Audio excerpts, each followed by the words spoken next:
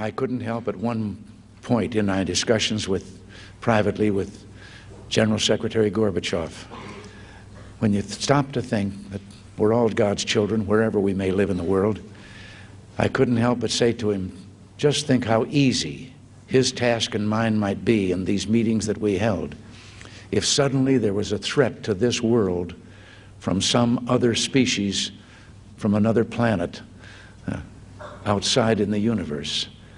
We'd forget all the little local differences that we have between our countries, and we would find out once and for all that we really are all human beings here on this earth together. We often forget how much unites all the members of humanity. Perhaps we need some outside universal threat to make us recognize this common bond.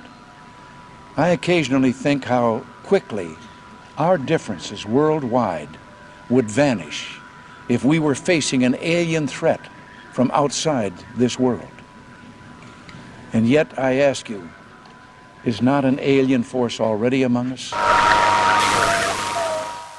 People of Earth, we have watched you since the first spark of life was coaxed into your oceans.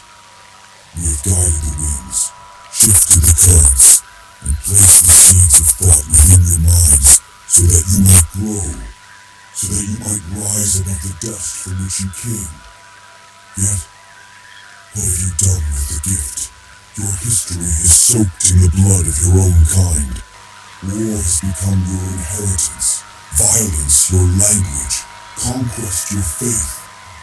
You poison the soil that feeds you, scorch the skies that shelter you, and choke the waters that gave you birth.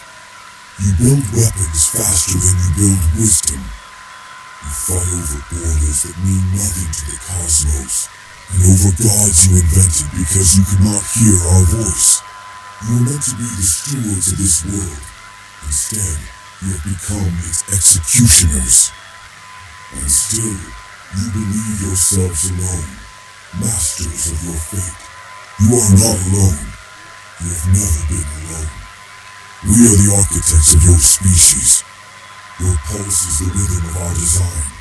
Your thoughts, the echoes of our will. We are the reason you stand upright, the reason you dream, the reason you fear the dark. You call us myth. You call us legend. You should call us God. And now, God is displeased.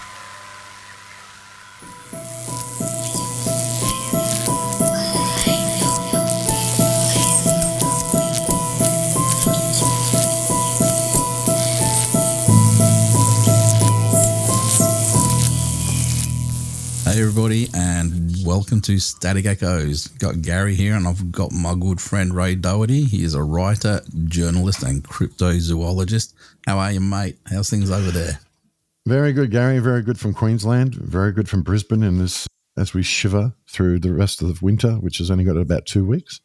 How's it going over in WA? We're actually having a really warm spell at the moment, but it's about 23 degrees over here. And what, at night? Oh, no, not at night. No. It gets down to about 8 degrees, and a couple of days ago it got down to 3 degrees. Wow, that's cold. So we were actually out the other night on a sky watch, and it was very frosty then, I can tell you that. But it was worth it for some of the stuff that we picked up. But we can go into that a bit later on if you want. Well, I always found that what a lot of people don't necessarily know about me, I'm known mostly for my cryptozoology work and my fictional author books, which have nothing to do with cryptozoology or UFOs. But in the 90s, when I used to spend a lot of time as a field researching in UFOs, I always found that wintertime was the best time, because only thing I can think of is because people aren't moving around as much as they are in summer. And certainly I've had my share of frosty fields standing in the middle of, through the granite belt here in Queensland, plummeting down to 0 or 1 degree, all for the hope that we may see something. So I understand what you're saying. Well, I mean, like I said, it was very frosty here. Now, we do these as a public investigation for the WAPR, which is my paranormal team. And we have a Facebook page where we announce these kind of things. So I was expecting several people to come, but I think the cold weather actually scared a lot of them off. So I think there was about 4 or 5 of us that were out there. So I was able to get the camera locked off on a tripod and get the spectrum analyzer out there. And it was absolutely brilliant, if not very frosty. Yeah, you had some great results. We should talk about that later, definitely, because I'd love to hear more about it and talk a little bit about it. And what was the, I suppose, the inspiration for some of the findings you found, because that was very fascinating as well. But right now, we've got something a bit more pressing in the world media, don't we? On social media and in the world media, in the world of space and the world of UFOs and extraterrestrial intelligence, don't we? Well, it seems to be taking the world by storm. Well, our part of the world by storm at the moment. And we are talking about 3i Atlas, the object that is hurtling towards us at a very, very quick rate of knots. And what actually sparked this conversation up was I put a post up the other day on Facebook, and you put a little comment in there, and I thought, yeah, this is what we need to talk about, don't we? And the difference is because originally, I think like with all science, there was only a very small margin that was saying that this object is of alien origin, or however you want to put it.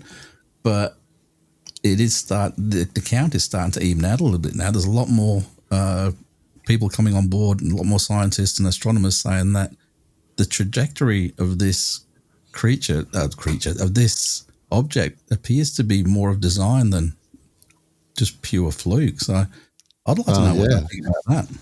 Look, yeah, what prompted my reply to your comment was that the ridiculous amount of stupid social media posts about 3i Atlas. Aliens are coming to invade and kill us. Aliens are coming to save us. I didn't know we needed saving.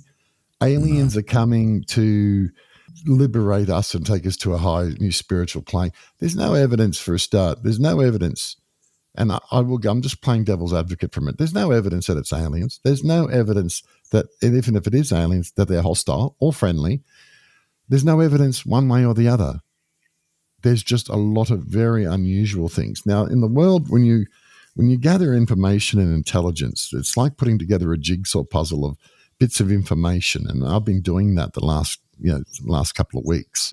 And all I'm just saying is that these stupid posts out there are just simply out there for clicks and likes. They're not there's a vast majority of these posts or these videos are not actual any worthwhile data that's being presented. But the best video I've seen was the one I sent you the other day.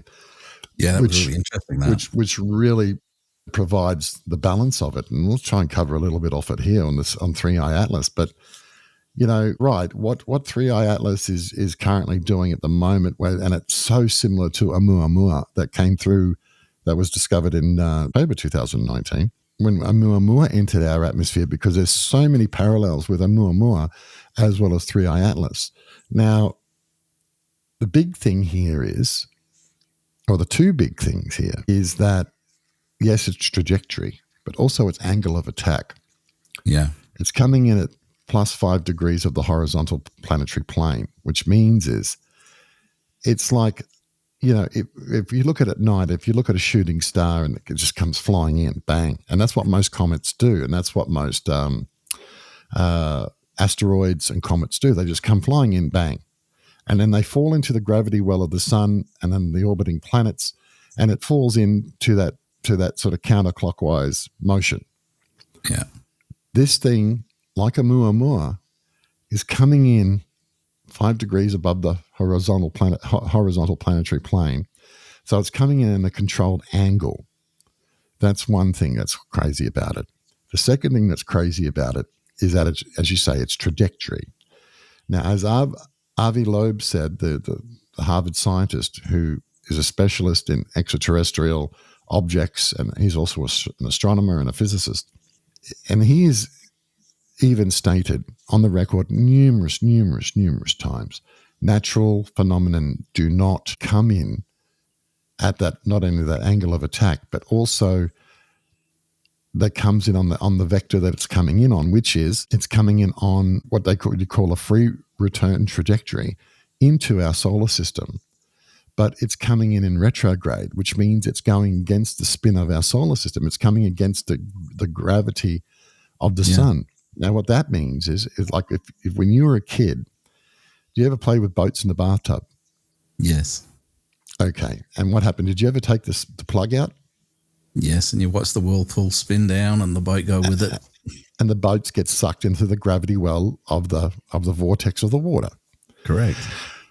So what we're talking about is that something coming in from the opposite direction, completely unaffected by the gravity well of the sun and the planets, and continuing on its own particular course. Yes. So it has the speed. It's coming in into what appears to be in a powered way that's not affected by the sun's gravitation. Yeah. So what that means is that it's more or less, it's not hard to leap to the saying it's coming in under its own power. Yeah. Now, the first thing was with Oumuamua, what grabbed everyone's attention, not only was its size and its shape and its reflective nature, but it came in, everyone think it was a comet, but as it got closer to the sun, there was no coma. Yeah. 3i Atlas looks a lot like Oumuamua, but bigger, but it's projecting it's having a coronal sort of ejection at the front, but there's no measurable dust or gas. And it's not as big as you would expect for an object of that size. The coronal ejection or the light is not as big as it should be for an object that size. Yeah. Are we seeing something that's coming back, or a different vehicle that's coming back this time, but learned the lessons from before of saying, okay, well, this time we've got to have some sort of coronal ejection so they think it's a comet. It's not coming to Earth. That's the other point. Yeah. The closest it will get, it'll be behind the sun when Earth is in a close proximity to it. It's going to Jupiter, Venus, Mars, and then out of the solar system under its own speed, course, and direction, uninfluenced by the gravity of the sun. That in itself is strange, but it is apparently, according to another report that I read, the surface of it is reflective, and they can tell that through radio telescopes, and they can tell that through visual observations through telescopes, through other telescopes. But there is still no evidence that it is an extraterrestrial craft, and certainly no evidence that it's heading our way, because all the calculations show that it's going to Mars and then it's heading out of the solar system. What I do find funny about the whole thing, like what you were saying, is the fact that it's going against the gravitational pull. Obviously, you would expect a natural object to be affected by that and slow down or deviate or something to happen. But also, if it is of extraterrestrial origin and they know that we are here on this planet, it could also have been timed just that when it's getting closest to us to observe it properly, it happens to be hidden behind the sun. And is that just pure coincidence as well, or is there more to it than just that? No, the video we watched, and I'll tell you what, on your page or in the group, can you post that video? Because it's a really, really, really great video. It shows you that the path that it's coming in on utilizes free return trajectory to help increase its speed or to maintain its speed through Jupiter, Venus, and then Mars. And as it using that gravity as it slings out, when it's in the best position to be observed from Earth, it'll be behind the sun. Correct. What concerns me more is that if we accept that this 3i Atlas and Oumuamua are similar objects coming in and a similar attack vectors, similar trajectories, then the only difference being that this time it's had projecting like a coronal ejection at the front. Yeah. Does that mean, if it is extraterrestrials, does it mean that they learnt their lessons from the first Oumuamua visit and then they said, okay, this time we need to make it look like a comet?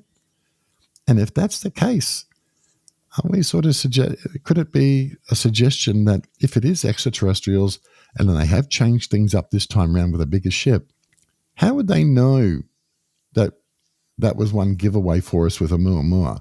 How do we know that was, how do they know that that's the things that we were looking at and then they've changed their approach a little bit to try to disguise themselves as a natural phenomenon? Would that mean that they potentially have people already here reporting back? That's what I was thinking of. They got people hiding in plain sight, for lack of a better term. Well, exactly. But again, all this stuff is fun to talk about, but Yeah. we just don't have the evidence. And like NASA is sticking to their story, because I checked the NASA's website again, and the ESU as well, European Space Agency. They're all sticking to its story that it's a comet coming into our system. And even though its approach and its course and its approach vector is incredibly unusual and highly rare, they all draw back to Oumuamua being the first one to do that. But they have absolutely. I think they're as clueless as the rest of us. I don't think they actually have any idea. So they just stick to the story of it. It's a comet, and hope for the best. And you know what it is, I don't know. What you were just saying then about how they might have agents again, or some sort of people here among us to gauge what we're seeing, and then reporting back, and they go, okay, we'll change things up again. That would lead to, well, actually poses a few questions, because one, if they're already here among us, what are they gaining by sending these objects through? Because they've already got people among us who can do any kind of research on us that they're wanting to do. Yeah. Why are they sending these objects through? And if they're learning by the mistakes, what are we going to expect next? Well, this is the thing about this sort of stuff, is that we are hearing every prophecy, every prediction, every channeled communication from every alien in any dimension from people on social media, to the point where it's so clogged with misinformation and misdirection. The things that they, again, I heard, although I did watch one really interesting video today, I'm not saying they're right, of course, but I'm just saying it's a very interesting video, was that they're saying it's stopped by Mars. Why do we think that's coming to Earth? Why do we think it's interested in Earth? How do we know it's not going to reseed Mars? How do we know it's not going to eject things as it goes by Mars to try and bring Mars back? How do we know they're not going to stop at Mars? We know what their course is. We know their trajectory. And he raised some very good, this video raised some very good alternative points, that it is going super close. It's going right past Mars. It's like going so close to Mars, it could knock on its door.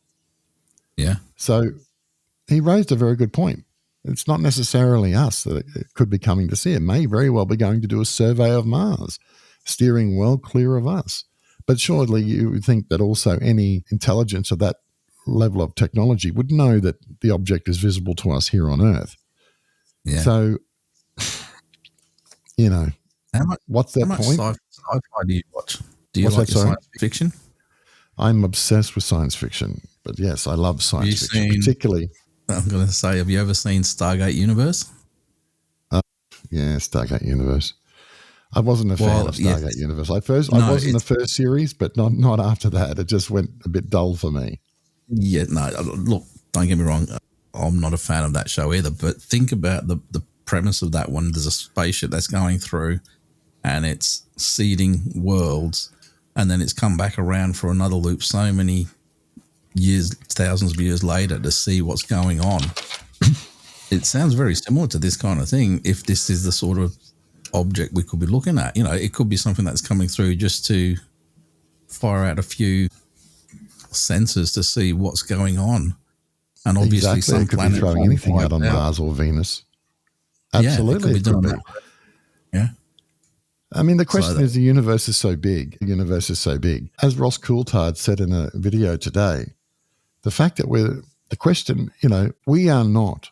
The evidence is pointing to the point that we are definitely not alone in this universe. And I think if anyone who thinks that we are, realistically, is the ones that should have their head read.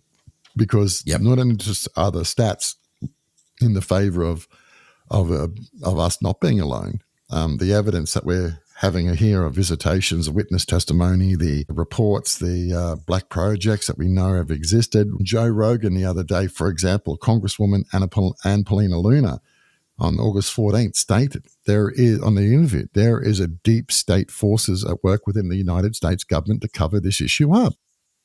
That is a very interesting video, that. Yeah, it is if you haven't seen it, check out the Joe Rogan podcast with, I think it was August 14th, with US Congresswoman Ann Paulina Luna. And, it's a very, very interesting 2 hours listening to her talk. But she is the first sitting US politician to come out and say there are deep state forces. So for whatever reason, and even if they do know that, like NASA and ESU, if they do know what 3i Atlas is, they're certainly not saying. And that brings to the question that if they do know what it is, why aren't they telling us? And again, Anne Paulina Luna was asked on Rogan. Rogan asked her the exact same question. As citizens of the Earth, we all have a right to know. If we are being visited, if we are engaging with extraterrestrials, if they're coming to visit us, if they're on their way, we have a right to know. And she said that she was advised by those in this deep state that, in simple terms, people can't handle the truth. we as cliche as that sounds, but it's true. We would freak out too much, that they're afraid that there would be loss of control of order and law. People would looting. We would descend into some sort of every man for himself mentality. And they're probably right on one hand. Yeah. But on the other hand, they have no right to keep that from the world. No. So if we circle back to that, if it is a seed ship, which, again, we don't know. It could be. And I don't think the authorities know. I really honestly do not think they know. And excuse the expression, depending what part of the world you're from, but in Australia we would say, we think they're shitting bricks. And that's what I think they are. I think they are absolutely shitting bricks, because I think not only do they not know, that they are scared or they're worried about exactly what it is. Because anyone who can build a 12-mile interstellar spacecraft is going to have some serious tech behind them, wouldn't you say? Yeah, well, that brings into a question a lot of the stuff that, what's his name, Michikaku starts talking about, the different levels of intelligence, and he's got a scale of like 1 to 5. And I think we're at about a 1.5 on there, we're just the scale of the civilization. Yeah, and when you get into levels that can build shit like this, you're talking Dyson sphere level intelligences that can build worlds around stars and fully embrace the power of the sun. Yeah, so I know it's out of 3. I know exactly what Michikaku said. He calls it the civilization scale, something civilization scale. Yeah, where he says, to put it in simple terms, and he applied it to pop culture. He said level 1 would be a reasonably sophisticated technological society that explores its own solar systems and can put mechanized devices and drones and probes into space. That's where we are. Level 2 would be the Star Trek world, would be warp speed, colonizing other planets, going to visit other planets, things of that nature.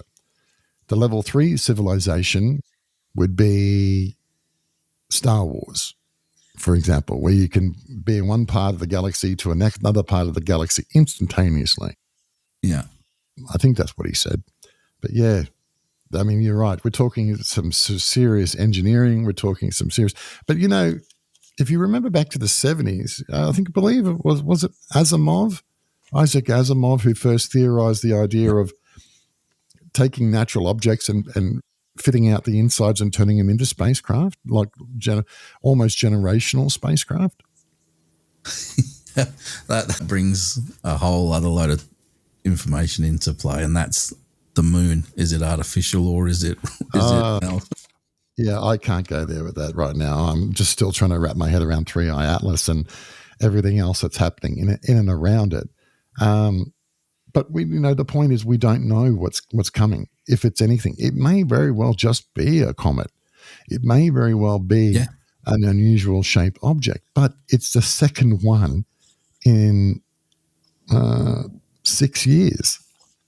That's no coincidence, and it's coming in, and it's got all the same profiles. It's got the same approach vector. It's got the same ability to travel without being affected by the sun's gravitational field and by that of the planets. It's using free return trajectory to get in and out. And a Oumuamua, though, the difference was with the Oumuamua, the other slight difference with the Oumuamua is that it slowed down when it entered the solar system, and then it sped up, just like the way we would at a roundabout. Coming to a roundabout, we're doing 60. We come into a roundabout, we slow to 40 to 20. We take the roundabout, and then we speed up and leave, and we go around it. Well, that's what you would expect. That's what you would expect if you got something, going back to your analogy of the water going down the drain. If you're coming in on that. You're going to go with the flow, and you're going to pick up speed to go with the flow. But to be coming in against that flow, it's you would expect to see some rapid slowing down and potentially going backwards and turning the way you came. But for this thing to be punching through, either it came in initially at such a high speed that it is slowing down, but we just haven't noticed it yet, or it is, like you say, under its own propulsion. Well, exactly. And something that big is going to have its own gravity as well. It's almost, it's not, not far off in width of planetoid stuff because, if we talk about poor old Pluto, it's sort of getting into that as a body of its own. I mean, there's so much talk and there's so much misinformation, so much fear-mongering for clicks, and that's what I think it all is. But if we can try and keep it real, and that's the facts, the fact is, okay, if we recap, 1, there is no evidence that it's aliens or even natural. 2, there's no evidence that it's aliens and they're hostile or benevolent. We don't know what it is. NASA has said it's a comet because there's a corona injection. However, they admit it's not big enough. It's got a weird trajectory, a weird entry. Course is fair enough, but again, for it not to be affected by the sun and the system's gravity, for it to be able to continue on, that they can't explain, and they admit that. And as I said, I think in some ways they're very worried about what it is, and it's reflective. And it's reflective, just like what a Oumuamua was. Natural bodies aren't necessarily reflective unless they're full of ice or they're smooth and they've got some sort of metallic objects in them. Yeah. I mean, I think this is fascinating, and I think if it is extraterrestrials, which we can't rule in or out, it's going to be fascinating to see what, if any, involvement we have. But it could be, like you say, and like that other YouTube guy I watched today, could it not be a seeding ship doing a survey? Could it not even be a survey ship from some ancient organization? The only thing that they do know for sure is that the material it's made of is not from this solar system and is more than likely older than our sun. Yeah. So that means this is a very, very old object, whatever it is. We're talking more than 5 billion years old. And if very, it is, very old object indeed. If it has been artificially built and it's that old, how far advanced are those entities going to be now? If they're still around even. That's the next question. If we do go down that path of it being potentially a seed ship of sorts, then the question comes into play, which is always a fun one to talk about, and that is, how does that affect religions on Earth? Because they all have the belief of, the bearded man in the robes and everything like that. But, the realistic side of it is we may have just been either one, seeded by an alien intelligence that's just putting them out into the universe to see what happens, or it's just a case of microbes that were on asteroids that have crashed to Earth, and obviously they'll be lying dormant in the vacuum of space. But when they why can't it be both? Yeah, exactly. And when you go down that step, some lab created those microbes, put it on a meteor and sent it off into space and see where it landed. Yeah. If we get into the Bible and about religion, the Bible tells us a couple of interesting things. The Bible tells us, and Jesus makes no bones about this, he says that God created this environment for us to have a physical life. Yeah. We are spirit wrapped in flesh, that we are here to experience a physical existence. Yeah. So the Bible even tells us that our universe is created, but it doesn't tell us whether he only created us or whether he created other people. The Bible even says God created you, whatever that could mean. God created our bodies. He created this world. He created everything. Yeah. That's a whole different conversation about, the simulation effect, the simulation argument. Yeah. But the point is, someone made our bodies. We are a bioengineered suit. There's no doubt about that. That is designed to hold a consciousness. Yep. when you get to certain levels of technology, now we're talking, we're building, Elon's building robots, people are building AI platforms, people are building AIs to put into robots. Now we're talking about synthetic organisms. I watched another video today where they talk about they can actually turn off the aging gene and actually begin to reverse the aging process in organs. Wow. By an Australian scientist. And that was nuts listening to him. And I didn't grab his name because I didn't have the word at the time. But the point is, there's always someone bigger out there, and there's someone's bigger and smarter than us, bigger and smarter than that. If we are in league with any aliens now, that they're bigger and smarter than them. And there's possibly someone out there. I mean, we can clone things now. We can clone an organism. We can clone an animal. We can probably even clone a person. What sort of level of technology does that give us? Does that put us in the creator league? So whatever we can do, there's going to be extraterrestrials out there that can do far in excess of us. If they can get to us, they're so far ahead of us, it's not funny that the point where we may even consider them magical or spiritual. Yeah. So what would it mean for religion? I don't know. But we are definitely in a created environment. Who buy it? That's a good question.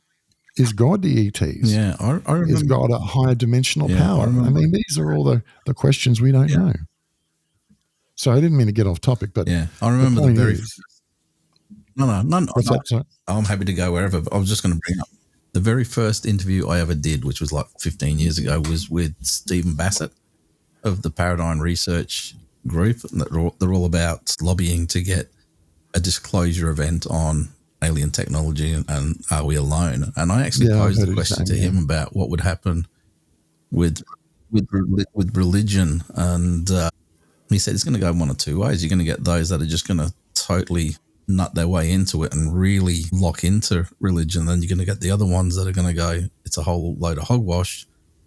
It all comes down to the individual person. So it's not necessarily going to destroy people's faith. It's going to do one or two things, or it could be potentially a whole load of different outcomes all over the world. And that's the weird thing, because something like this, which is just doing a flyby at the moment, it's testing everybody's concept of what reality actually is. It's certainly, and this is I think this is normally and to be expected, because when we're actually confronted with the fact that we are not alone in this universe, that we are no longer unique, that there are other, and look, I'm a very religious person and I have a very strong belief, but the discovery of extraterrestrials, it doesn't threaten my belief. It doesn't threaten my uniqueness, how I feel about myself. Yeah. It only, to me, adds to God's wonders and God's creations, as if we accept God as a creator of our universe. Now, it doesn't affect my faith or my values at all, because also, depending on your instruction growing up in your faith, anyone who comes in, Jesus always says, beware the false prophets.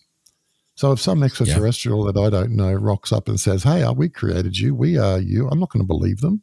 Yeah. I know that I accept that they're going to have advanced technology. They're going to try and convince us. But again, the Bible guides us and says, well, you're not supposed to know about before where you come from, heaven or anything.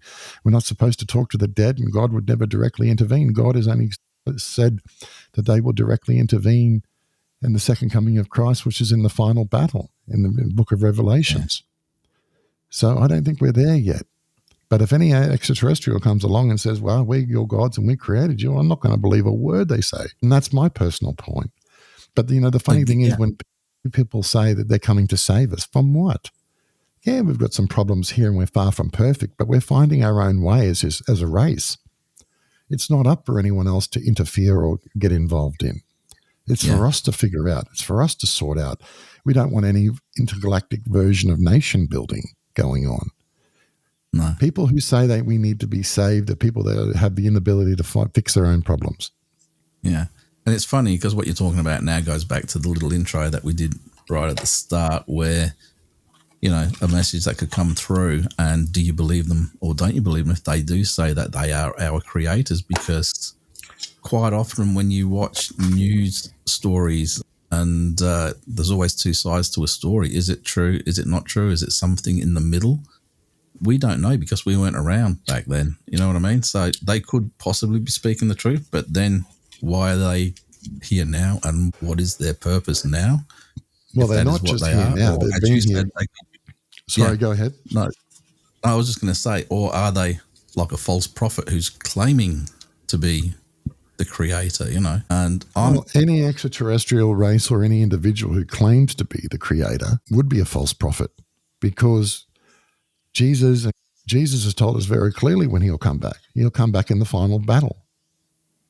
He'll come back when humanity, I'm just quoting off the top of my head, but raised a Catholic, I should know this, and my poor auntie, the nun, will be rolling in her. It comes with, in paraphrasing, it says, humanity battles the Antichrist in the sky, and at the moment of when it looks like that humans will be defeated, that's when Jesus will return. Until then, I'm not going to believe anyone else who rocks up, whether they're advanced extraterrestrials or whether they look like humans or whether they look like octopuses or whether they look like grasshoppers. I am not going to believe them. So as far as I'm concerned, we're talking about technological people. We're talking about technology. We're talking about smoke and mirrors. There was a great episode. I can't remember the exact episode. Do you ever watch Star Trek The Next Generation? Yes. Did you ever see the episode it's called, I remember the name, it's called Devil's Dues? It rings a bell. If you start to tell me what's going on in it, I'll soon let you know. I'll probably have seen it because I've seen all of them, but just remembering the specific one, I'd need a bit more detail.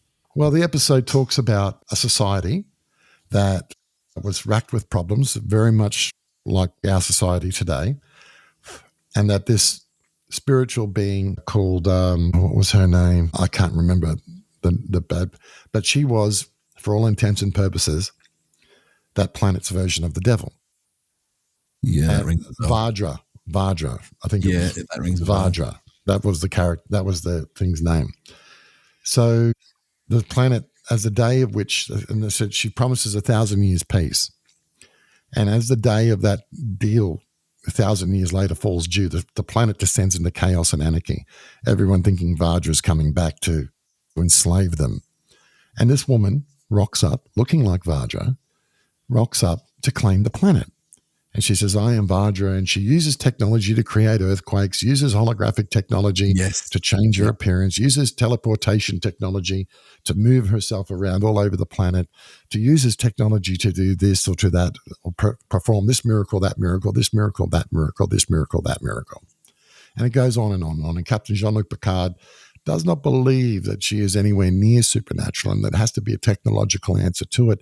And he conducts an investigation where, in fact, at the end, they do uncover her technology, they uncover her ship, and they expose her for what she really was.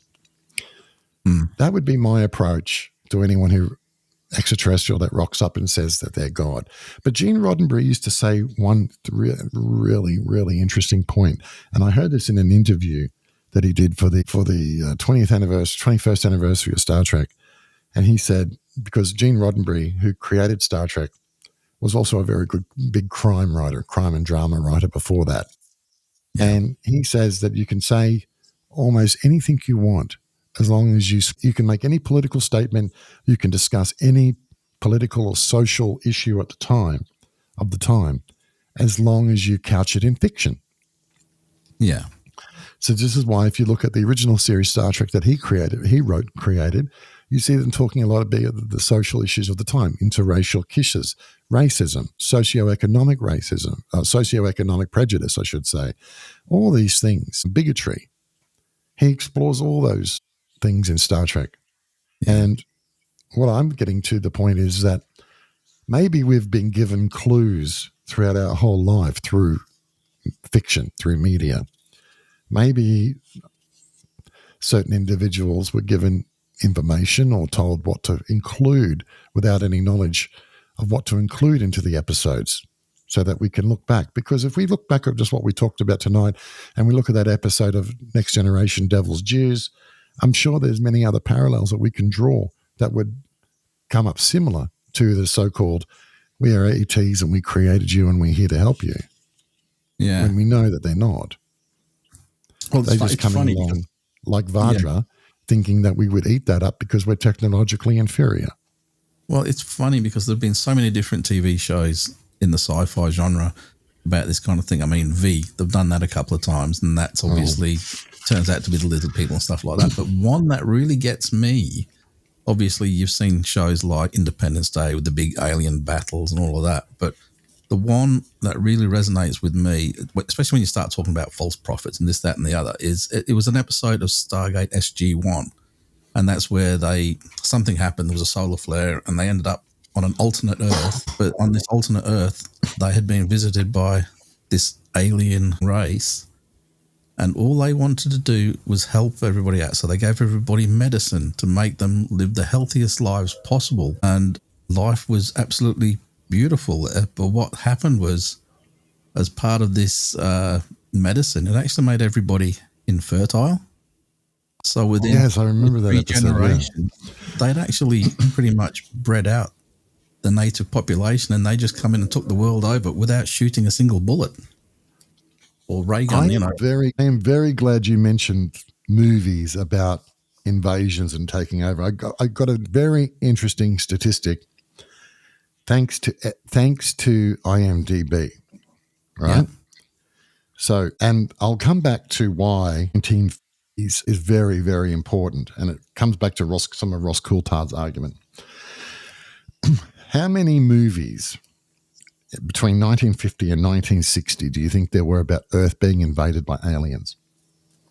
Oh, several. I couldn't put a number on it, but I reckon there would have been a lot. 25. Is that all? 25, but in the 10 years, in that decade, 1950 to 1960, there was 25. This is just specifically of alien invasion, right? Yeah.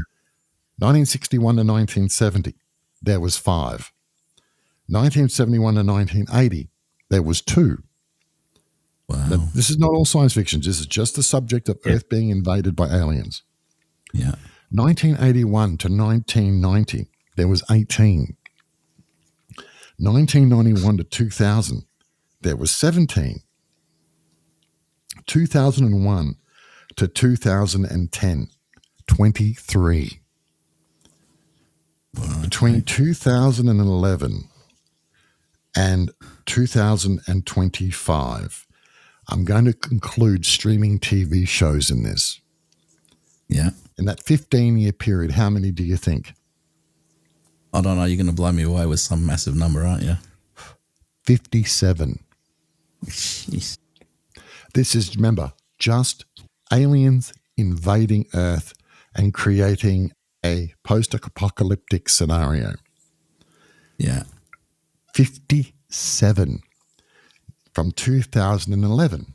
Now, what also happened in the 2000s teens?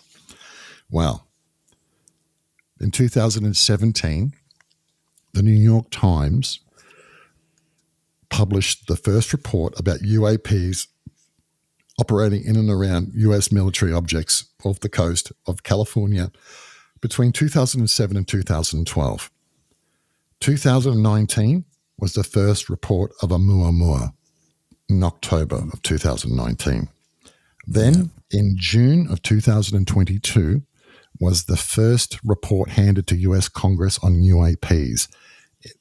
October. In June 2023 was the first hearings. Now, July 2025, we've got 3i Atlas. My point is, from 2010 onwards, through the media, whether it's intentional or accidental, we are being not only made to become used to the idea of extraterrestrials, but the idea that we're going to be in a battle with extraterrestrials for our planet. We're being groomed. We're being groomed. So when you put these two different statistics together, there's no accidents here. Between 2011 to 2025, television shows and movies, 57 that represent an alien invasion of Earth.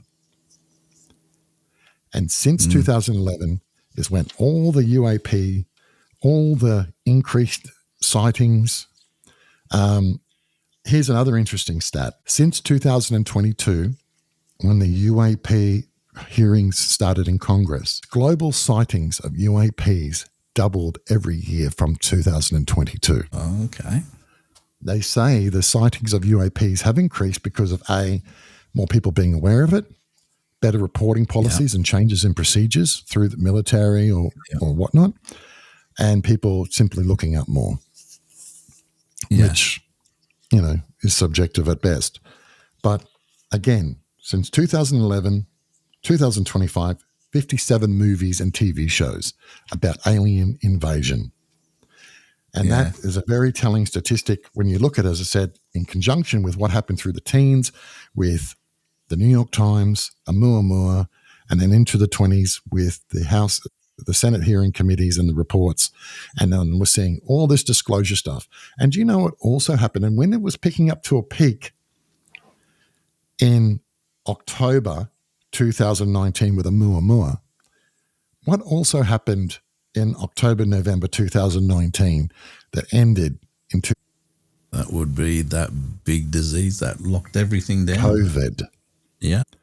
That locked most of the world down off and on for 3 years.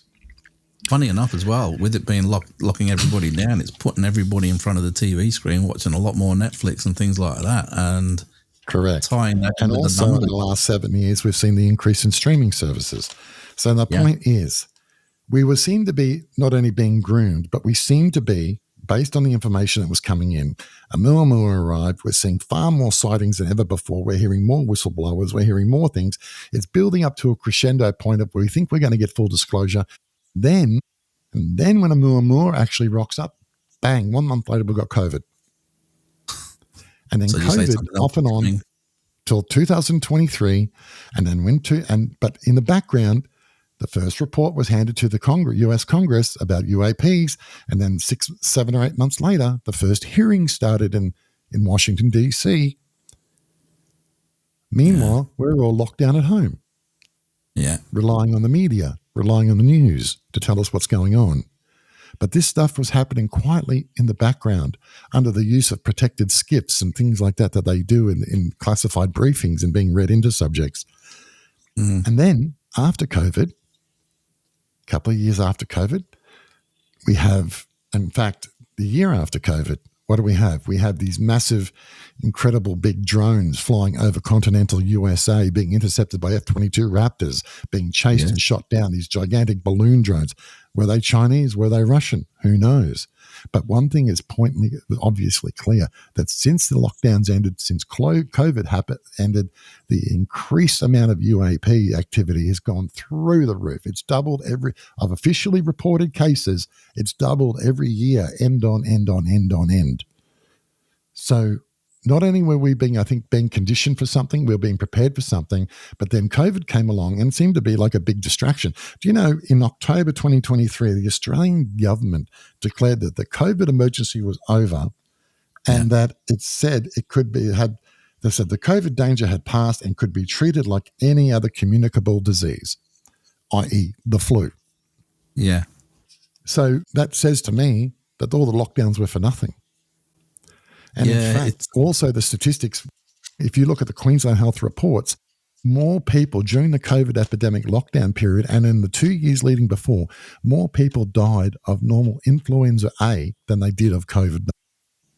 Yeah, to me, it's a touchy one, this one, isn't it, for a lot of people? Well, I'm just looking at the stats. I'm just looking at the numbers and looking at the intelligence. When we talked about you grab pieces from this place, that place, that place, it's like putting together a jigsaw puzzle.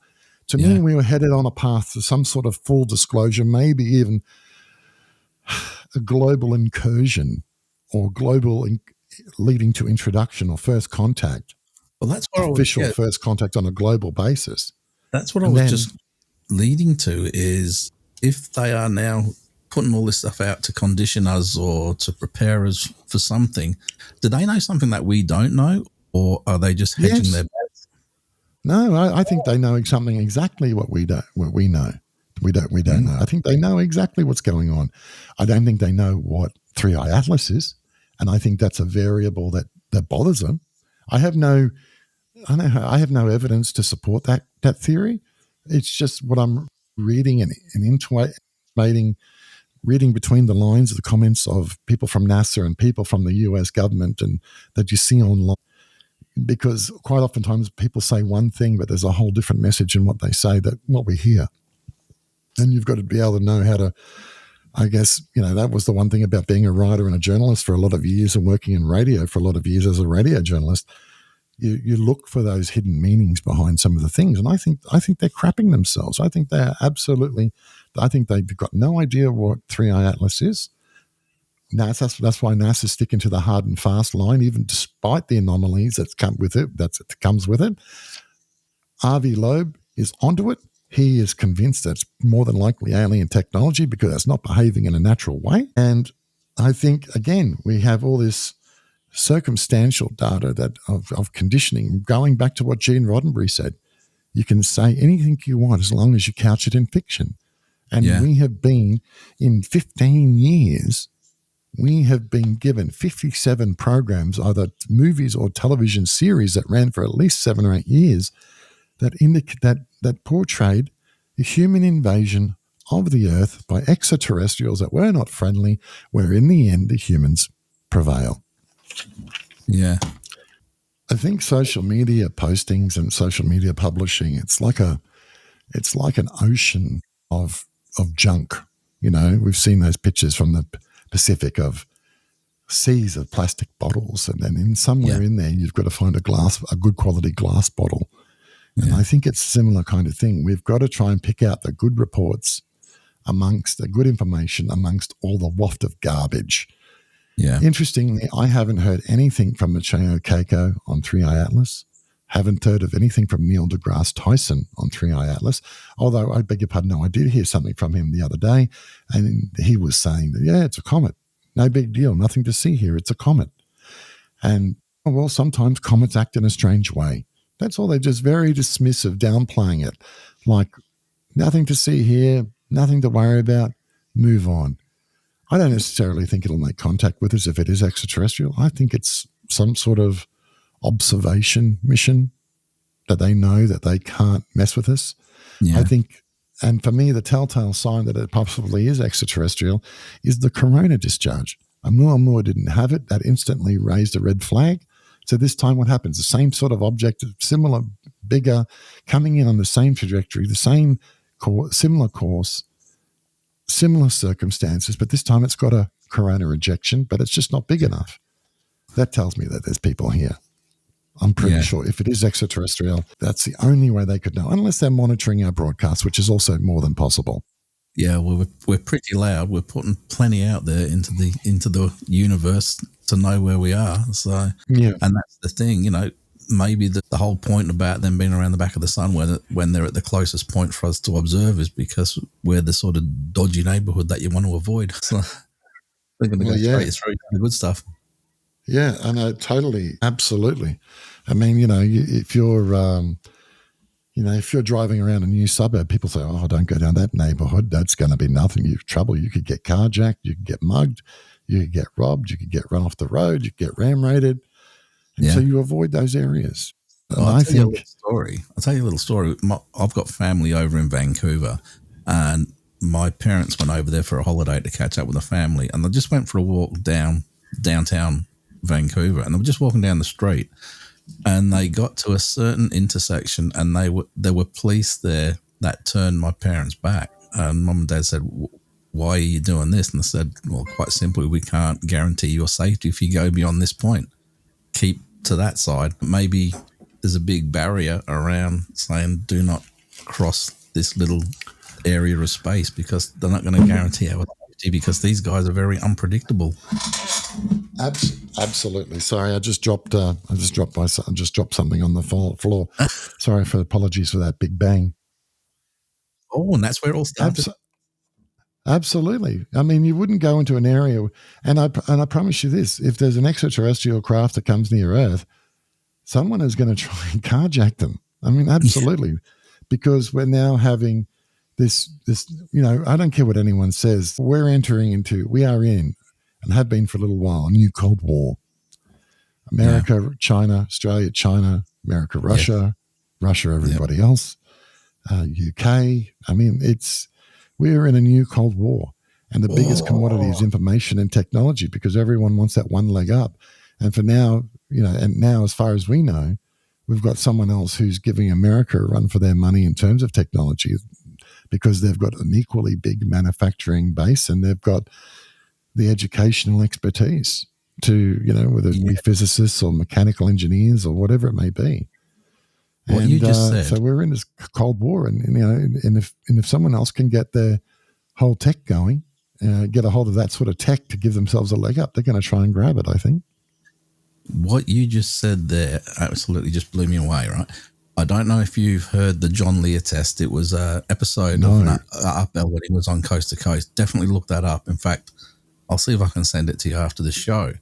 He goes into the history of UFOs. They started investigating in the 1930s, and then the Roswell incident happened in 47, and a few other things happened in the 50s. Obviously, they said 2 living EBEs from the Roswell crash. One died within a few months. One lived until the mid-50s. Mm-hmm. And he goes on like that. But he said when they were investigating this whole thing, they realised that there was an issue. So to divert everybody, they created the what was the first one? They started the Cold War. No, they started the Cold War, Russia and whatever, all the worry about the Cold War started. Yeah, but the Cold War started the moment World War II ended. Yeah. The Cold War started the moment they divvied up Germany. Yeah. But it goes on from there.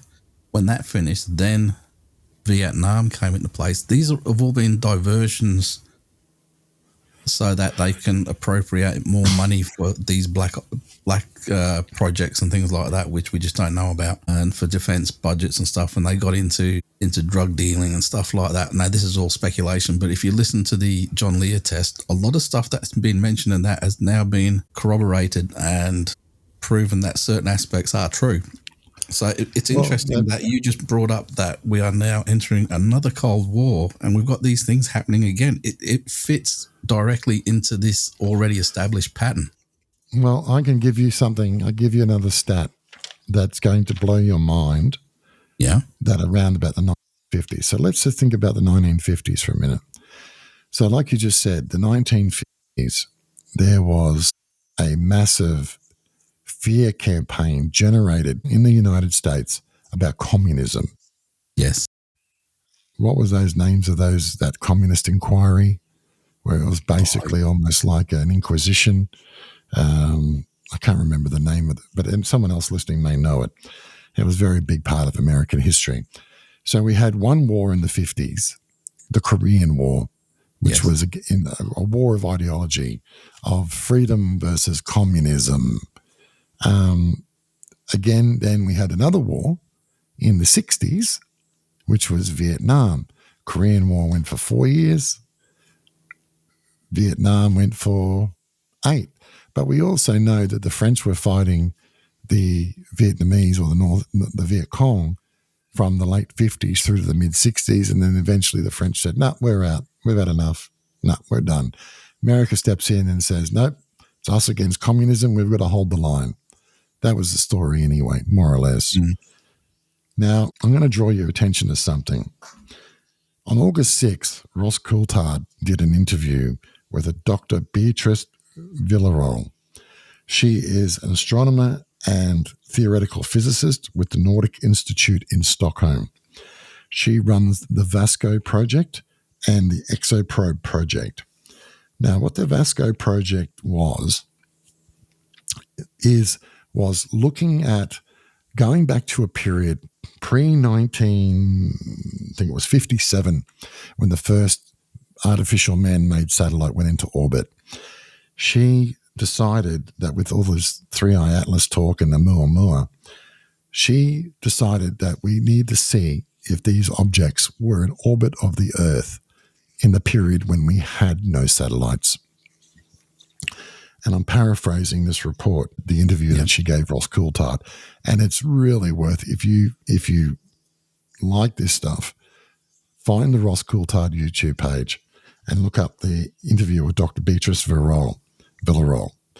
So what they did is they went back and they got the glass slides, the original photos, glass slides from 1957 through to 1950. taken by the telescope at the Mount Palomar Observatory in California. Mm-hmm. Now, in the 50s was also the time of all the nuclear, a big chunk of the nuclear testing. Correct, yeah. But what showed up on these shots, on these dozens of slides, on timed exposures of 70 minutes. I want you to remember this, 70 minutes. Mm-hmm. They found that the night, for example, if we go back to 1952, that night of the famous Washington flyover of those 9 UFOs. Yes. They were captured on film in space in orbit of our planet in 1952. They were reflective. They met all the criteria as an artificial object, and they were not human. Yeah. Well, they couldn't have been because we didn't have the technology. But what they've gone back is from 1957 to 1950, they've gone through all the slides. Now, we're talking about an exposure, they're all exposure of 70 minutes. If you know anything about photography, if anything moves through fast on a timed exposure, it's going to show up as a trail. Anything leaves an area, it's going to show up as a trail. Yeah. These objects were there 1 minute and gone the next. No trail. Either they were able to warp out of there, a la USS Enterprise, or they were cloaked, or they found another way to vanish. But what this study found is that at any one given time, that there was between 70 and 100,000 visitations and objects in geostationary orbit of Earth. Wow. 70 to 100,000 objects, reflective, manufactured objects in space, in orbit of the Earth, in a geosynchronous orbit at any one given time. And that is what her paper is on. This is what the interview with Ross Coulthard is on. It is fascinating reading. And this is pre-human satellites. There should be nothing up there. There's way more than what you would picture from our GPS system and all the satellites that are up there at the moment. I mean, we've got a lot of mess up there at the moment, but that still wouldn't come close to what you're talking about here. And they think that number. Now, this was so it was very clearly what she speculates and what Ross Coulthard speculated was that this is very, very, very clearly some form of extraterrestrial surveillance project of the whole entire planet. And the only thing that was happening during that time, not only did Washington get buzzed in 1952, pretty sure it was 52, but the only thing that happened throughout that period up until 1957 was nuclear testing. So they clearly came to watch to see if we would blow ourselves up. Yeah. These statistics not only point to the fact and the work done by these people like Dr. Beatrice Villarreal and Congresswoman and Paulina Luna, and also people like your Ross Coulthards and your Joe Rogans to an extent. What this information coming forward is, if you assemble it like a jigsaw puzzle, like we said, it paints a picture. Pardon me. Sorry, I wish we had a cough button. We really need a cough button.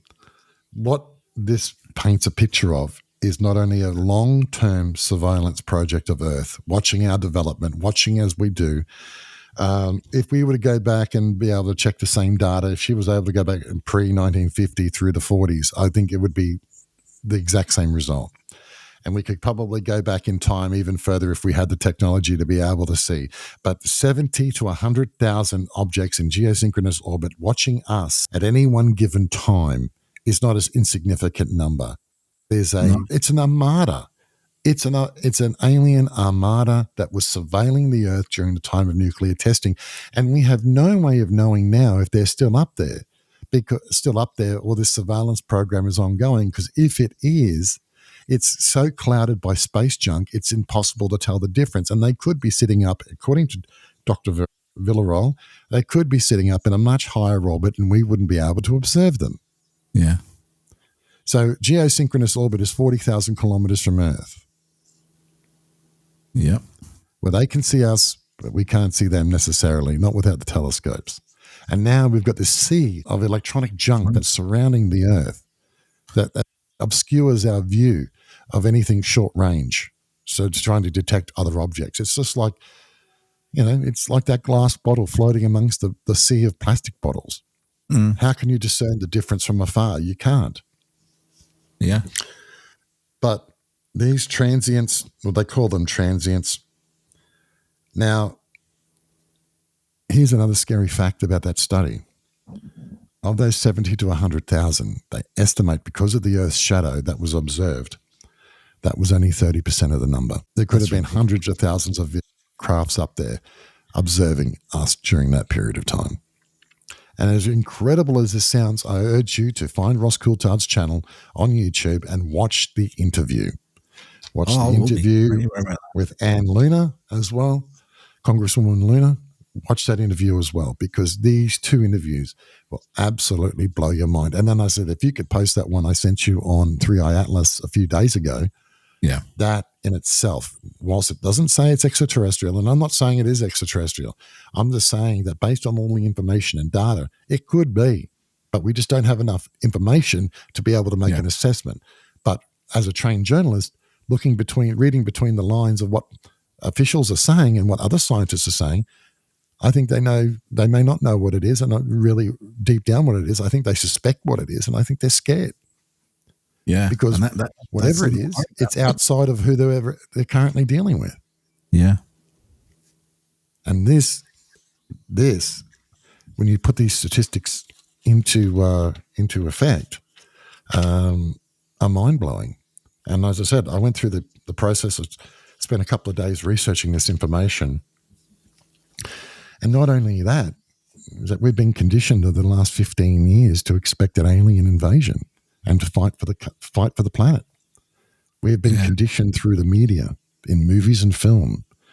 We have been conditioned since the 50s through the beginning of UFO sightings. We have been part of a subject of a long-running extraterrestrial surveillance operation. And this is not superstition. If you watch the interviews, this is scientific fact.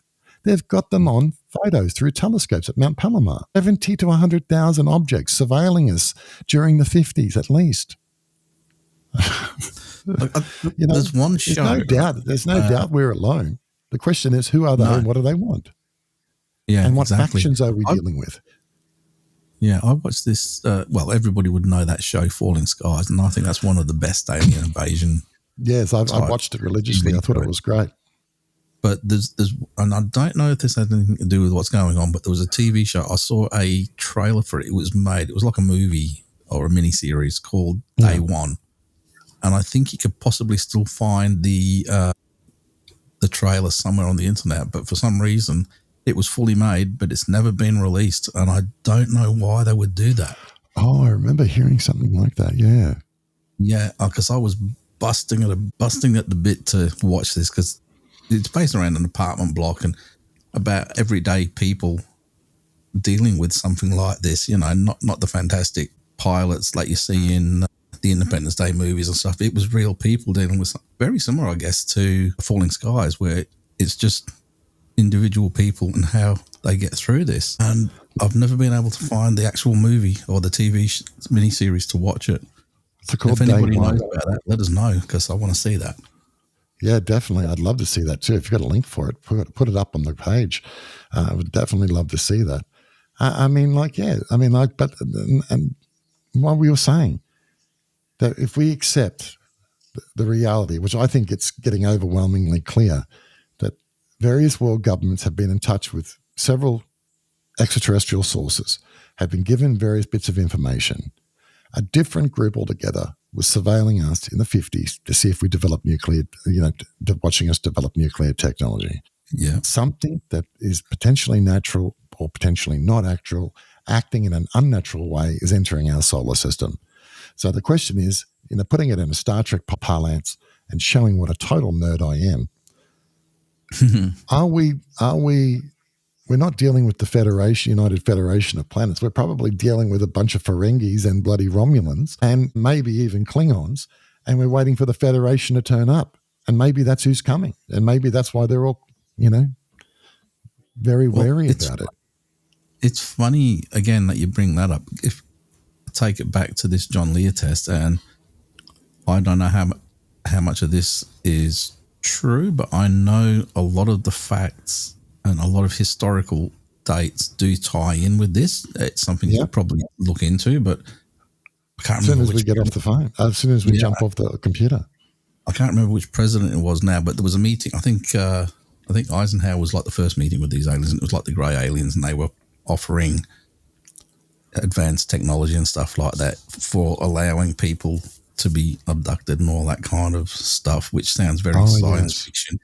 But what people don't know is there was a second group which are described more like, the tall Nordics, the blonde, peaceful, and they offered us a way to enlightenment and stuff, but we had to stop with the weapons. And apparently the president at that point said no, because we've got a deal in place. So I don't know. They reckon there's at least 18 different species of extraterrestrials that we know, that they know about.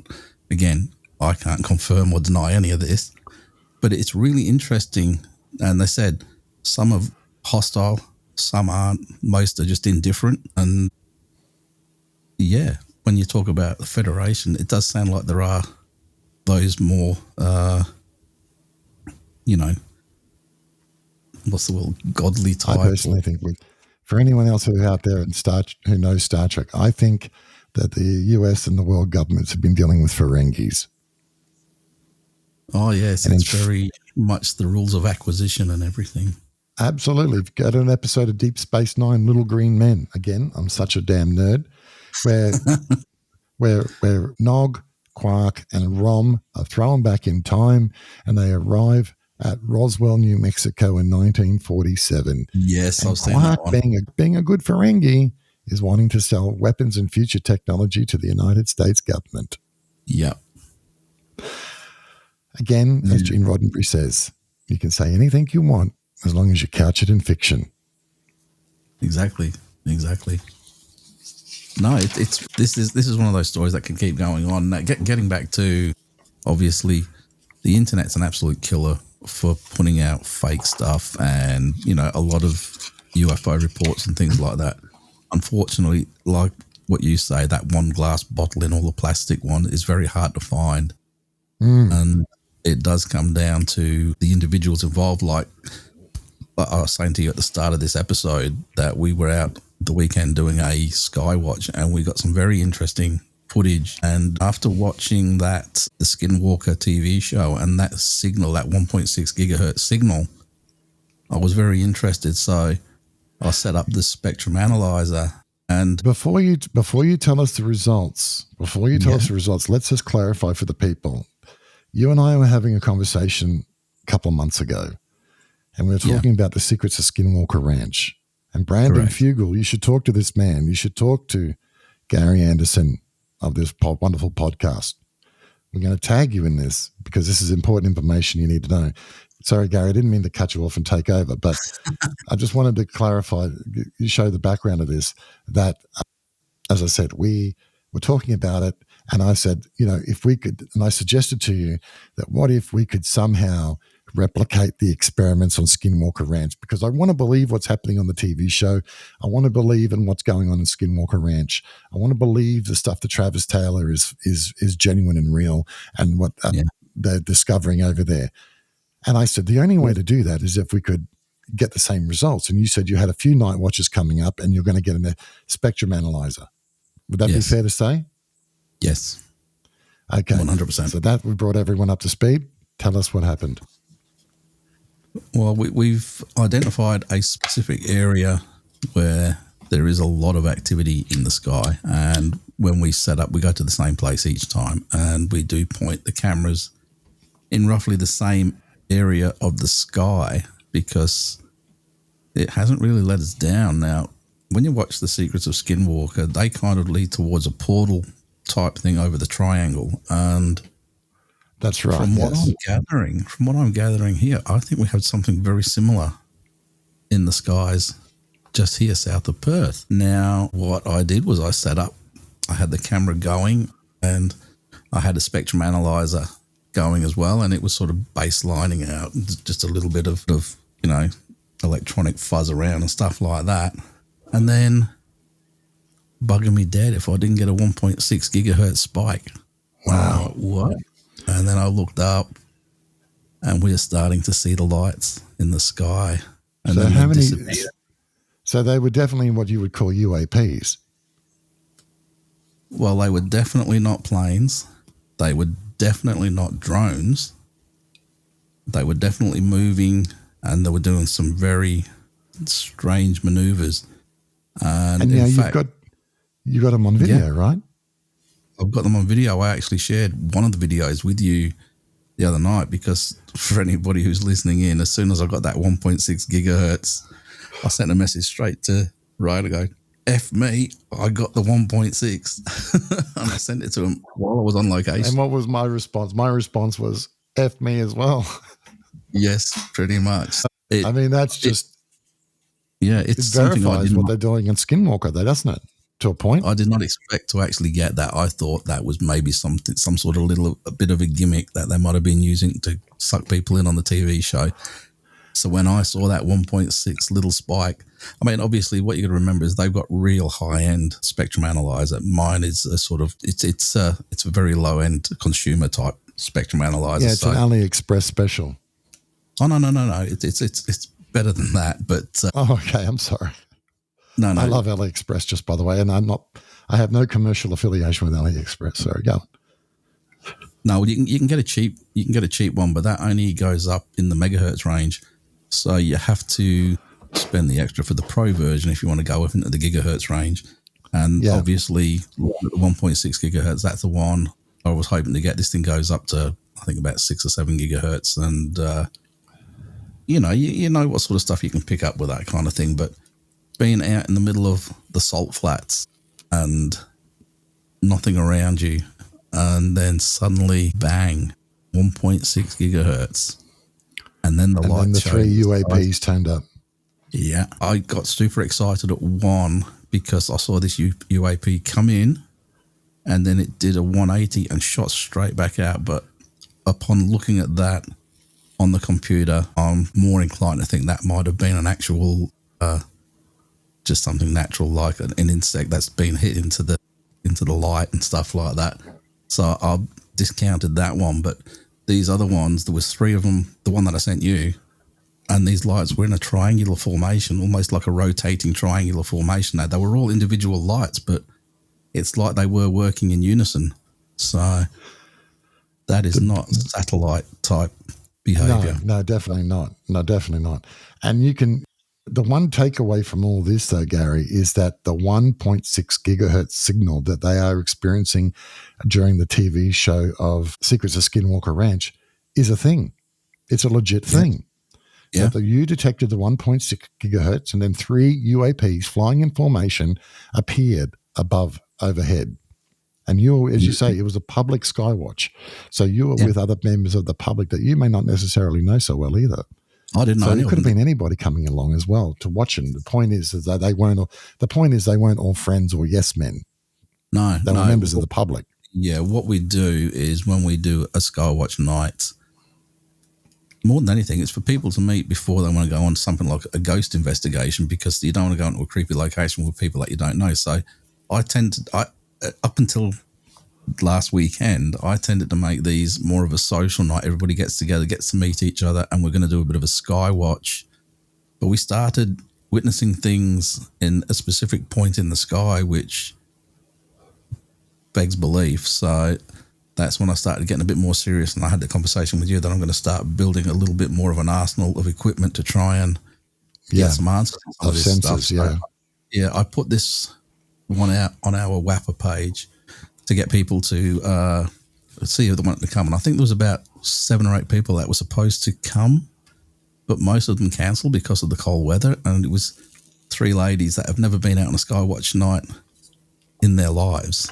And then they witnessed this firsthand themselves, and they were blown away. So it was my wife, myself, all my gear, and then 3 strangers in the middle of this salt flat. Absolutely. And there's nothing like when you see it. Like, it's like a lot of people know me through my work over the last 20 years in cryptozoology. What a lot of people don't know is I spent from the mid-'80s up until 99, 2000, very heavily in the field of ufology, not only as a field researcher, but as a writer with Australasian Ufologist magazine and Hard Evidence. And I spent a lot of time in the field doing night watches like yourself with a small trusted team. And some of the things that we saw defied belief. And now that you've had great success at this location, not only on this time, but before that, you've had other sightings there as well. You had a triangular craft ahead of you. And if we can, I think what's important with this location that you may have that may share some characteristics with Skinwalker Ranch and the findings that they got on there. If you can build the arsenals, and maybe if as we talked about, if you can replicate those experiments, if you can try to recreate them, and if you can get the same results, then that is very significant. What it means, I have no idea. And we got no idea whether this 1.6 gigahertz. Well, yeah, this 1.6 gigahertz, as Dr. Travis Taylor says, is usually reserved for a military frequency, right? For communication between Earth and outer space. Whether that be satellites or whether it be space shuttle, or not the space shuttle, but ISS or whatever it may be. But the fact is, you get the spike in the field, 3 UAPs turn up flying in formation, just like on Skinwalker Ranch. Are they human crafts, back engineered, or are they extraterrestrial? We've got no way of knowing. All we do know is that 1.6 gigahertz is now a thing because you've done it. And I think this is the first time, as far as I can see online, that any Australian research group has tried it and got the same results. Yeah, like I said, I don't know what to say and I don't know what to make of it. Literally, I've got this information. I don't know what to do with it because I honestly did not expect to get that. I did not expect to see that bloody spike pop up on the... No, we spoke about that at length privately. Part of me didn't expect you to ever get that either, but you did. No. Because, again, a part of us thought that it was just, maybe a bit of fantasy from the television show. But exactly. It's a thing. It's an actual real thing. Yeah. But the unfortunate thing about this is obviously because I wasn't really set up for this is I tried to capture the image of the spectrum analyzer on my phone camera and it just wasn't focusing in properly. I'll go through it and see if I can clean it up and so you can actually see the spike there. But I'm now in the process of building a little rig up so I can actually have a camera recorded on it. Spectrum analyzer all the time. On it. So it's going to obviously record the sound so you'll hear what's going on. And I'll have it synced up with the night vision setup that I've got. And then hopefully... Sorry, go on. We can get it. No, I was just going to say that whatever the spot is that you've got south of Perth, it's been such a productive space for you, a productive area for you, that it might be worth trying to study the area and see, okay, what is it about this area is there any sort of geological formation that attracts them? Is it a flight path for people for objects to cruise past Perth, check it out, and without being too close? I mean, is there anything that stands out about the area that could be an attractant, if you will, for these? Well, based on the direction that I was looking at them, and they always seem to pop up in this same bit of space. It's actually just over the Indian Ocean there. It's not actually over the land. It's actually out over the ocean where they appear to be popping up. Now, before we found this location, we used to go down to a place called Point Parent, just near Rockingham, which is right next to Stirling Naval Base, because I was always under the impression that UAPs like to pop up near military installations. And we didn't have a single thing, for months. Actually, for a couple of years, we were going to that same spot. And I don't think, other than just seeing satellites and things like that, I don't think we saw a single thing.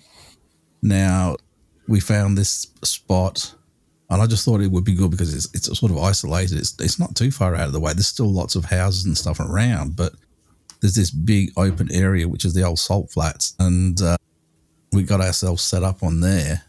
And originally we were looking in all different directions, but we have seen some other strange things there, like what I mentioned to you that last time, where we had that triangular formation fly over the top of us. And each of the three lights was a different color, and they were flying in a southwesterly direction. And then what happened was they split off into three different directions, but one of them came back and it stopped more or less directly above us, and it started blinking its light while it was hovering above us. Now, this was definitely not a drone.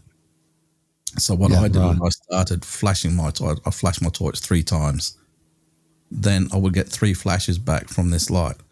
I would flash my torch 5 times. I got 5 flashes back from this thing. Now, this went on for maybe 4 or 5 minutes. And this was one night when we weren't expecting anything. So we didn't even have cameras, And it went on for about 4 or 5 minutes before it sort of lost interest in the flashy light game. And it took off in a southeasterly direction, I think, from memory. And then the other 2 sort of came back. You had what they call under the old scale a close encounter of the second kind. So the first kind is a sight. The first kind is a sighting. Second kind is an interaction. Third kind is an abduction, and fourth kind is contact, I believe. No, the first one. I think I did know them all. The first one is a light in the sky. The second one is an object that's landed, I do believe. The third one is seeing the beings from inside the object. The fourth one is abduction. And I'm not sure what the fifth kind one is, to tell you the truth. Here we are. I just got it up thanks to Wikipedia. It's called the Hynek scale. Yep. So, there's 6 kinds of close encounters. So the first close encounter of the first kind is nocturnal lights in the sky. Yep. Close encounter of the second kind, we're both wrong. Daylight discs, UFO seen in daytime, generally having a discordial or oval shapes. Close encounter of the third time is a radar visual. Close encounter of the fourth kind, visual sightings of unidentified objects seemingly less than 500 feet away that show an appreciable angular extension in considerable detail. Close encounters of the second kind, close encounter of the fifth kind. Close encounters of the second kind, CE2, a UFO with a physical effect is alleged. This can be interference in functioning of a vehicle, electronics, devices, animals reacting, psychological effect. So that is, you had a close encounter of the fifth kind. Because a close encounter of the sixth kind is CE3, where what they call CE3, would you have a UFO encounter with an animated entity as present, include humanoids, robots, and humans who have seen occupants, pilots of a UFO. So you and your team had a close encounter of the fifth kind with a UFO event and a physical interaction. That's an incredible achievement, Gary. Now, sorry, I'm just blown away. I'm going back through, for anybody who doesn't really know me that well and haven't listened to my other podcast, which is the Shadow Files podcast. What originally got me into the paranormal in the first place as a young child, I witnessed a flying disc at ridiculously close, less than 50 meters away. Oh, yes, that's right, yes. I've got it in my head now. I can picture everything about it. And what happened, there was some weird stuff that happened that night, which I generally don't go into, but it's funny enough that I have had somebody tell me what happened that night. And this is somebody that did not know my story. I hadn't even shared my story at this point. So that sort of blew me away a little bit. So there was more to it than what I even knew. But the next morning, I told Mum, I woke Mum and Dad up when I told them what I'd seen, and they just, it's your imagination, go back to bed. So I just, went back to bed. Anyway, the next night on the news, because this was back in the day when TV didn't start until 9 o'clock in the morning, and then it was finished by sort of 10:30 at night. You got the test pattern disappeared. But on the news that night had been lots of reports of UFOs or a UFO in the area. And that's when Mum and Dad said, oh, okay, maybe you did see something. And from that day on, I was super interested, even though I was only young. I mean, I was about 7 or 8 years old. And when Mum would go down into the local town, I would be with her and I would ask to have a look in the library. And it was the weirdest thing, a 7-year-old kid going up to the library and say, can I see the books on the flying saucers? And I always got the look, but I got pointed to in a direction where there was just a little clump of books on unexplained phenomena. And it was reading not so much reading at that age, but looking through the photos in these books about the UFOs, but then they had human combustion and all this other stuff. And then starting to read all of this, it really piqued my interest in the outer world stuff, and being that this town that I grew up in was around in the year 700 AD, so there's a lot of history there, and it was around in the Second World, it was obviously a big air base in the Second World War. Let's qualify that too. It was also in the UK, right? Correct, yeah. It's in the northeast of England. It was part of Danelaw if you watch the Viking shows and stuff like that. So, in fact, the town that I grew up in was a place called Thornaby.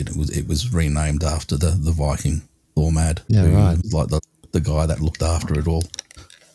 And so I got really interested in searching some of the old spooky places and what have you. But going back to the very first one, it was a UFO that actually started this whole thing off for me. And it wasn't unidentified. It was a flying disc. It was hovering disc. It was nighttime. It was probably, I didn't really have a concept of size at that age, but there was this giant oak tree over the garage of some of my neighbours, about 2 houses down. And it was pretty much just a little bit wider, a bit wider than the canopy of an oak tree. So I'm putting it maybe 10, 15 metres round, something like that. And it was a silverish disc with the hump on the top. It had 3 sort of nobule kind of things underneath, and it had these little orange kind of fuzzy lights around just below the rim of the disc. And yeah, I'll never forget that. I can still picture it in my eyes right now. And something like that, obviously it comes down to a personal experience. It's not something that could have been measured or gauged or anything. In fact, everybody would have put it down to my imagination if it hadn't been for the fact there were so many other reports on the news that following night. And yep, here I am now almost 50 years after that night, and I'm still investigating the unknown and having a conversation with you about a giant object which is approaching a near-Earth orbit. Well, the sun, anyway. It certainly is. I mean, like, the fact is, I think the big conclusion of this is that and I think it's widely accepted now that we are not alone. We've been visited probably since time immemorial. Because if we could travel in Star Trek type ships and observe proto-humans or early humanity or civilization that paralleled our own, and we could study their medieval people, we would do it. Yeah. We would do it, no doubt. So why wouldn't someone other scientifically minded races want, from an anthropological perspective, study us? It would be a great example of them to try and answer questions from their own past as well. But this is clearly obvious.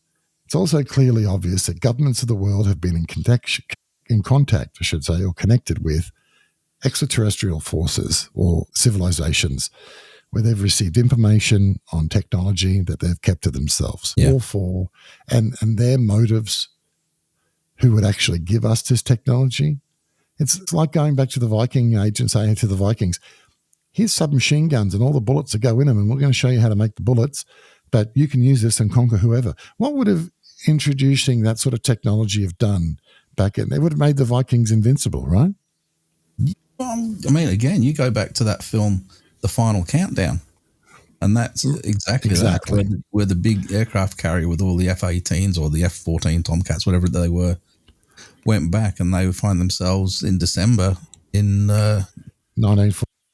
Yeah, in Hawaii, and they were going to face down against the Imperial Japanese Navy and their planes before Pearl Harbor happened. But and the funny thing is, I was watching a video about that. There's a video online where an actual military consultant gives his opinion, and he said the USS Nimitz, when brand new USS Nimitz with brand new 14 Tomcats fully loaded would have been able to take out that one carrier would have been able to take out the entire Japanese invasion force. Yeah. So my point is that someone that doesn't necessarily have great moral background is giving weapons and transport technology to various governments of the world, because I think if anyone worth their salt, worth knowing, is not going to say, hey, you guys aren't ready for this. No. You guys aren't ready for this technology. We can't give it to you. And I think that if a group has done that, then they will do whatever they want. And they're obviously getting something back out of it as well. They just don't give that sort of information and technology for free. But the overriding thing is that we've been lied to this entire time.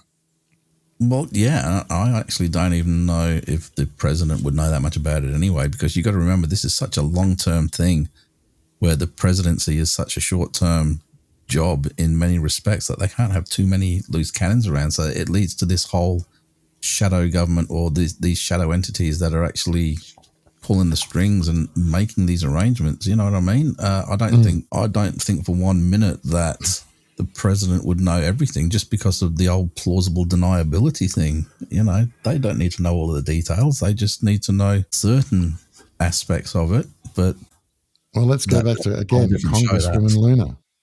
Yeah. Who said categorically, there are deep state forces working in the United States government, the United States military, and in the military-industrial complex as well. So the question is now, what happens next? And that's the big thing that we don't know, right?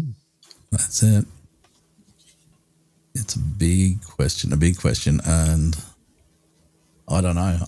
I don't even know how to answer that, because if it is like what you were sort of hinting at the start, where, you know, I can't even say that word.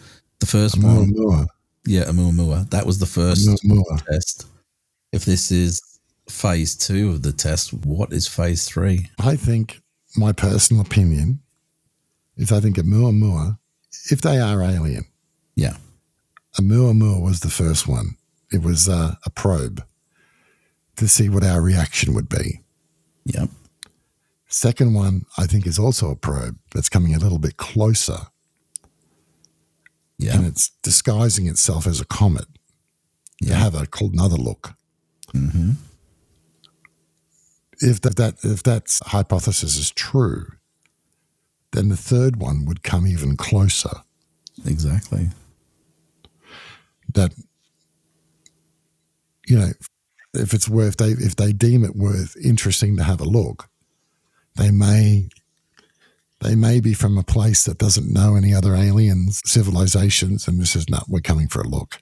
Bugger anyone else, because if you've got a ship that big and you can travel those distances, you're not going to be too worried about anyone else. And I think this thing will travel right out of our solar system, as the scientists are saying. Yep. But then I think there'll be another one, much bigger one, even bigger than 14 miles, and that'll come back. The question is, B, if they do come back, what will their intention be? Friend or foe? Yep. We got no idea of knowing, but something is coming. And that's a scary prospect, and probably a good point to finish this episode on. Keep people going, ooh, what's next? Well, we'll have to wait and see, because only that's in the future. And unless you've got a DeLorean, we just don't know. Well, if there is a certain frequency to these probes, or whatever you want to deem them as, you know, there's 3 years so between the first one and this one. Can we expect another one in another 3 or 4 years' time? Well, no, it wasn't. Oumuamua was in 2019. So in theory, the next one, if it is an extraterrestrial, they're either going to come back in 2031 or maybe sooner. Yeah. It's funny, just going into the complete hypotheticals and things like that. It's strange that there is a prediction by Baba Vanga, you know, that Baba Vega, yeah. Baba Vega, yeah, the that we would be visited by an alien craft or something in late 2025. Well, November's pretty late. When it's Sorry? when it's supposed to be at Mars, and its closest point to us is supposed to be November 2025. Well, there you go. That opens up a whole other conversation and a whole other podcast. And in all honesty, mate, I would love to have you back on and we can talk all sorts of stuff about different topics if you're keen. Yeah, you're right. I just look it up. Oh, so Baba Vanga, a blind Bulgarian mystic, reportedly predicted that humanity will make contact with extraterrestrials in 2025.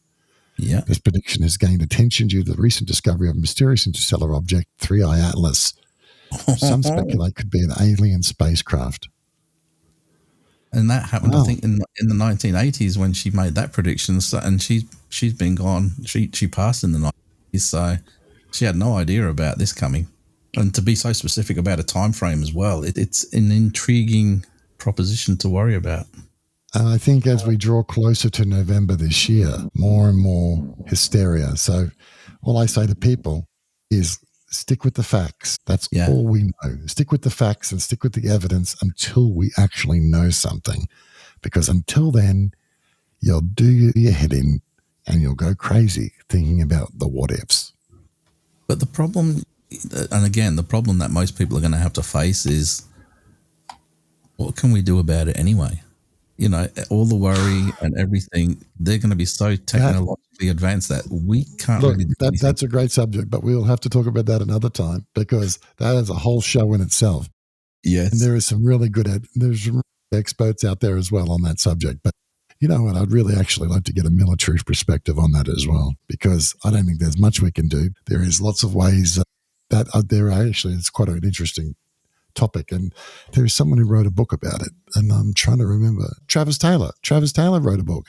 He wrote a book, and we should try and, why don't we try it for a 3-way with Travis Taylor, see if we can get him on. That would be brilliant, because we'll have the subject is what could we, if aliens turned up and they were malevolent, what could we do? And it'd probably be a short interview. Travis Taylor would probably say, well, there's nothing. You can't do anything. You can't do a thing. But anyway. Oh, that was a really bad accent. That was a really bad Travis Taylor, but I thought it was good. But my voice is getting croaky now, so. No, it's. Well, we should catch up again. So thank you, Gary. Yes, thank you. Like I said, thank you very much. And we will revisit and we will do something. We may even look into this next one again in the near future.